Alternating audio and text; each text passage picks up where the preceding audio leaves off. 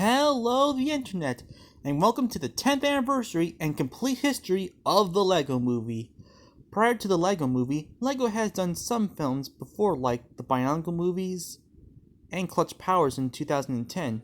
When producer Dan Lin saw his son playing with Legos, he was interested in his son's creativity. This led to the idea of a Lego Movie. He would then discuss this Lego Movie with other producer Roy Lee before leaving Warner Brothers in 2008 to form his own studio, Lin Pictures. Suddenly, Warner Brothers executive Kevin Tsuchihara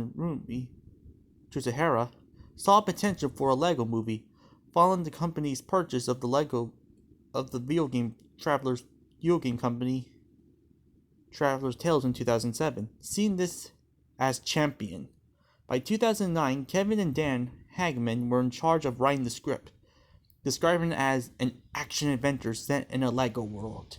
And by 2010, the duo of Phil Lord and Chris Miller were brought on as directors after working on 2009's Colliding with a Chance of Meatballs. Afterwards, they would then hire Chris McKay of Robot Chicken fame. For the animation of the film, they hired Australian visual effects studio Animalogic. AI has worked previously with Warner Bros. Before, like with the Oscar-winning Happy Feet, its sequel, and Legend of the Guardians. The goal for the visuals was to emulate stop motion, inspired by Bricks films.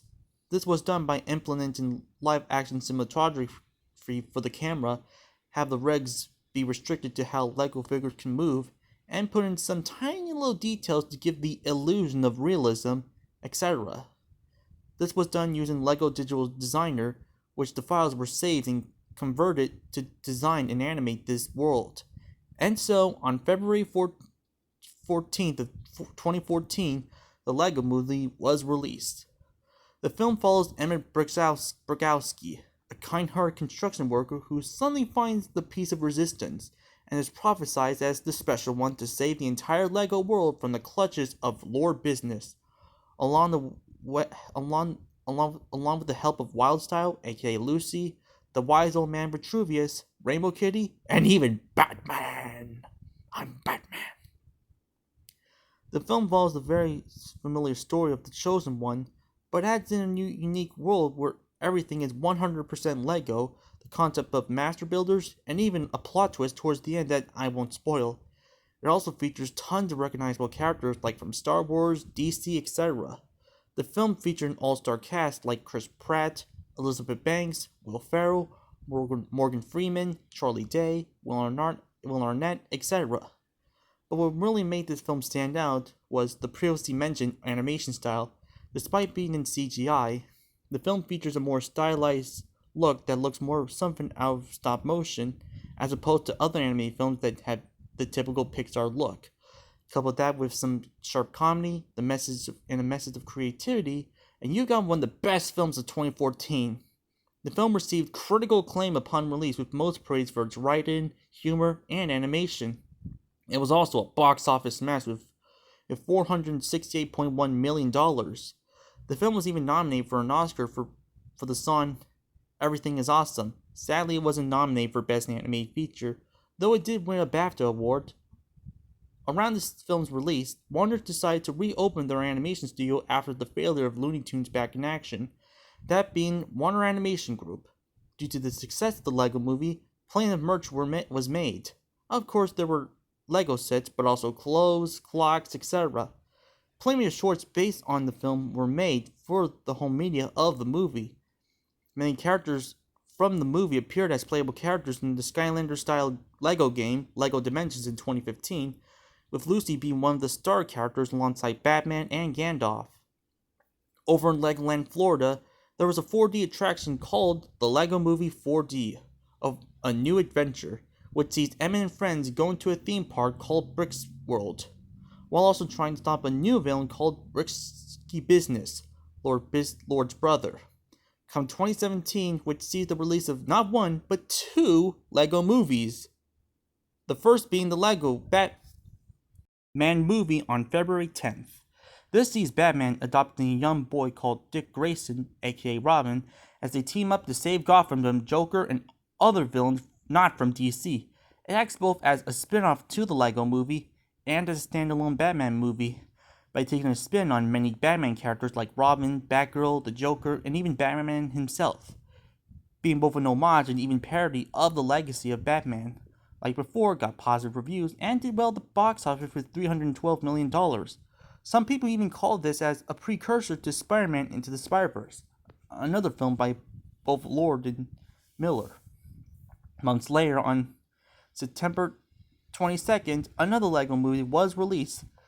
This time, this was based on one of LEGO's own properties, the LEGO Ninjago movie. In this one, it focuses on a group of teenage ninjas who are the defenders of Ninjago City, with Lloyd as the leader of the ninjas. He and his ninja group go on a quest to learn more about their evil nemesis, Lord Garmadon, who is also Lloyd's father. The film featured the same style and humor of previous LEGO movies, but mostly felt like a watered-down LEGO film. Overall, the film didn't do so well with critics and was a commercial flop with $123.1 million.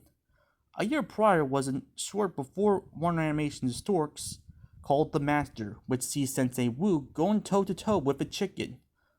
A month after Ninjago's release, there was a spin-off show based on the character of Unikitty that ran on Cartoon Network till August 2020. A few years later, the long-awaited sequel to the LEGO Movie was released called The LEGO Movie 2: The Second Part. Released on February 8th of 2019, which was also released on the 5th anniversary of the first LEGO Movie. Set about 5 years after the events of the first film, Bricksburg has become a post-apocalyptic wasteland after the Duplo attack, where almost everyone has become edgy, except for, of course, Emmett. Suddenly, a mysterious and girly spaceship takes many of Emmett's friends, and now Emmett must head off on another journey to save his friends, along with a new face called Rex, who is much more than meets the eye.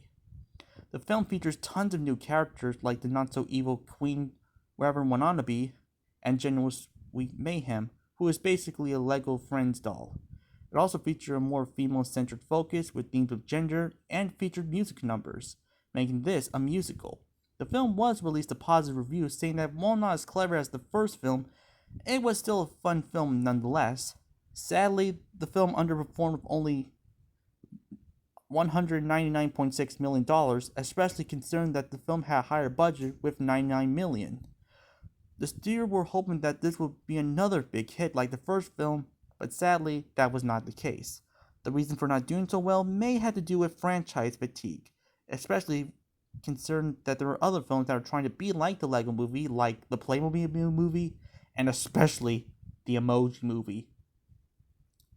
A year after the film's release, LEGO entered their deal with Warner Brothers and moved to Universal Studios for the rights of the LEGO Movie.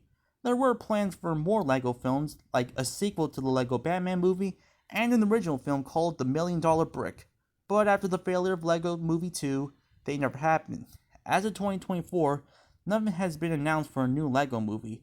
Looking back, what started as one of the most revolutionary and smartest animated films of all time turned into a short-lived franchise. Despite this, the original LEGO Movie will always be remembered as one of the most influential and even greatest animated films of all time, as it helped pave the way for more filmmakers to make other films that use a unique style for their animated films, like Spider-Verse, Puss in Boots: The Last Wish, etc.